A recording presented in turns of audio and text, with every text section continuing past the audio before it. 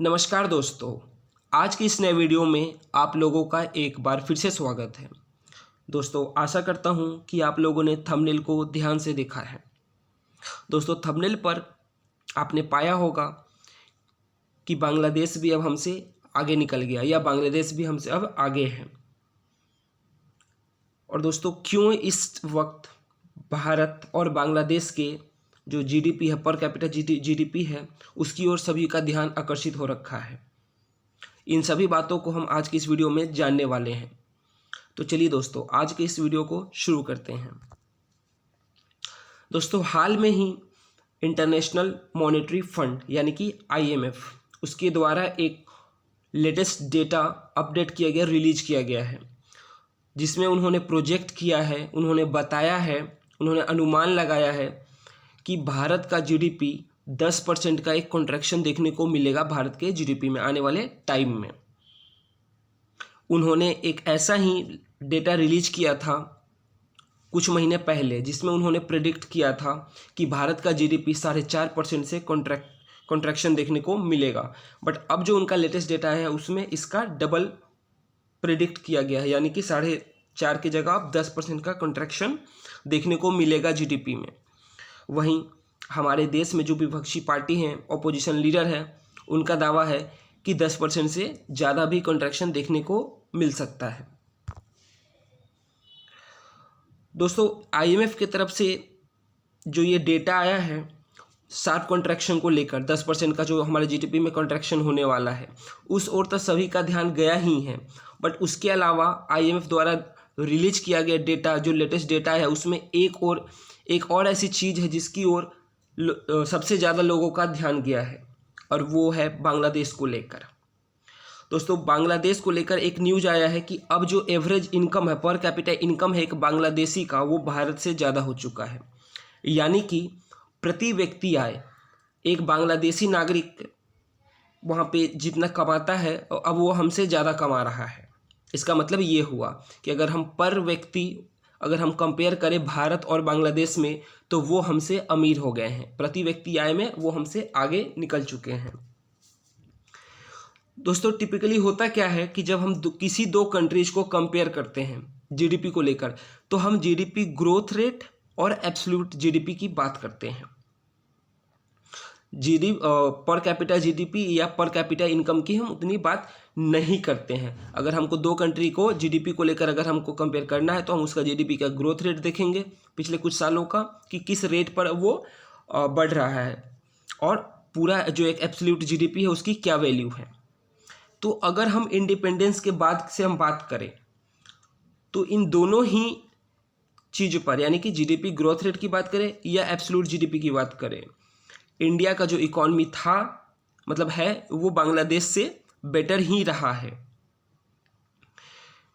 और अभी का अगर हम डेटा जो आया है उसको छोड़ दें, तो इंडिया का जो जीडीपी का जो साइज रहा है वो बांग्लादेश से 10 गुना ज़्यादा ही रहा है हर वक्त आज़ादी के बाद।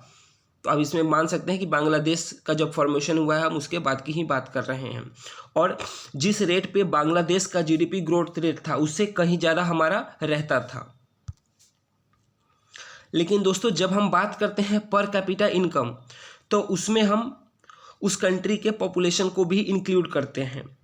क्योंकि पर कैपिटा इनकम हमको कैसे मिलता है, तो उसका एक बहुत ही सिंपल और आसान सा फॉर्मूला है कि अगर हमको पर कैपिटा जीडीपी या पर कैपिटा इनकम यानी प्रति व्यक्ति आय अगर हमको निकालना है, तो हम जो वहाँ का जीडीपी होता है उसको हम वहाँ के टोटल पॉपुलेशन से हम डिवाइड करते हैं। यानी कि जो वहाँ का जीडीपी है और वहाँ के जो लोग रह रहे हैं, कितने लोग रह रहे हैं, टोटल पॉपुलेशन क्या है, उससे हम डिवाइड करते हैं, तब जाके हमको पर कैपिटा इनकम मिलता है, पता चलता है।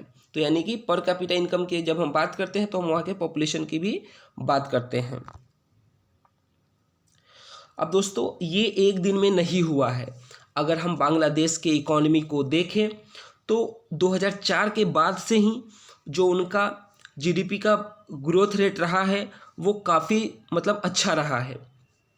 लेकिन भारत का भी जीडीपी इस पीरियड में यानी कि 2004 से लेकर 2016 में भारत का जो जीडीपी ग्रोथ अगर रेट की हम बात करें तो वो बांग्लादेश से ज़्यादा रहा है। यानी कि भारत और ज़्यादा तेज़ी से बढ़ रहा था। एक और बांग्लादेश तो बढ़ ही रहा था, साथ साथ भारत उससे कहीं ज़्यादा स्पीड से बढ़ रहा था। तो इसलिए हमको कुछ इस तरीके को देखने को नहीं मिला जिस ओर सबका ध्यान जा सके।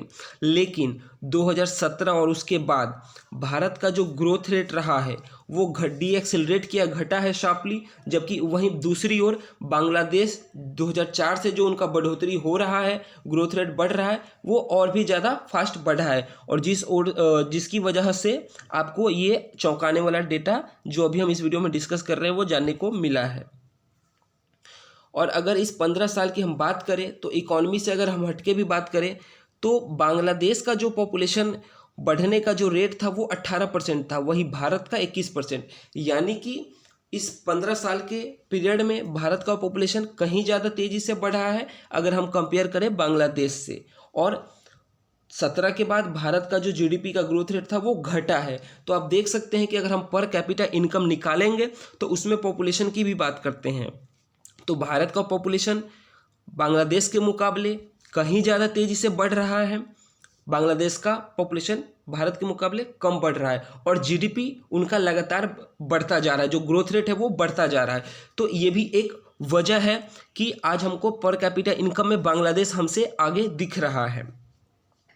और अभी तक मैंने दो फैक्टर की बात किया है, एक तो ये 2004 से जो उन्होंने ग्रोथ रेट उनका काफ़ी अच्छा रहा है, दूसरा है सेकेंड है कि इस दौरान जो पॉपुलेशन था वो भारत में तेज़ी से बढ़ा है, बांग्लादेश में कम बढ़ा है। तो यानी कि उन्होंने पॉपुलेशन पे भी ध्यान दिया है कि उनका पॉपुलेशन का ग्रोथ रेट थोड़ा कम हो, डाउन जाए, ताकि पर कैपिटा इनकम जो है वो बढ़े, वहाँ के जो लोगों का क्वालिटी ऑफ लाइफ है उसको सुधारा जाए।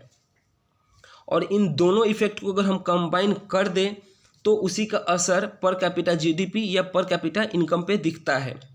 उसके बाद दोस्तों अब हम बात करते हैं कोविड की। तो कोविड आया तो इस वजह से भी, जैसा कि मैंने वीडियो के शुरुआत में बताया था कि कोविड आने के बाद भारत में लॉकडाउन हुआ था और भारत में सबसे स्ट्रिक्ट लॉकडाउन हुआ था, जिसकी वजह से भी बांग्लादेश का जो पर कैपिटा इनकम है वो भारत से आगे, मतलब वहाँ के जो लोग हैं वहाँ का जो पर कैपिटा इनकम है वो भारत से ज़्यादा हो गया है। दोस्तों अगर हम बात करेंगे 2007 की तो पर कैपिटा जीडीपी जो था वो भारत का आधा था। आप समझ सकते हैं कि अगर हम 2007 की बात करेंगे तो आज बांग्लादेश हमसे पर कैपिटा जीडीपी में आगे निकला है, लेकिन 2007 में बांग्लादेश का जो पर कैपिटा जीडीपी था या पर कैपिटा इनकम था वो हमसे आधा था।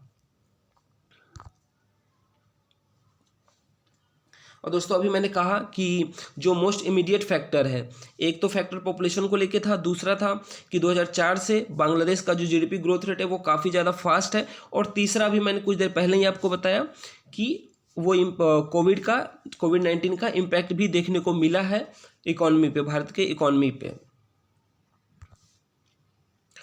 अब दोस्तों हम यहाँ पे बात करने वाले हैं कि क्या एक क्वेश्चन मार्क है कि is India expected to regain the lead again, क्या भारत फिर से आगे निकलेगा?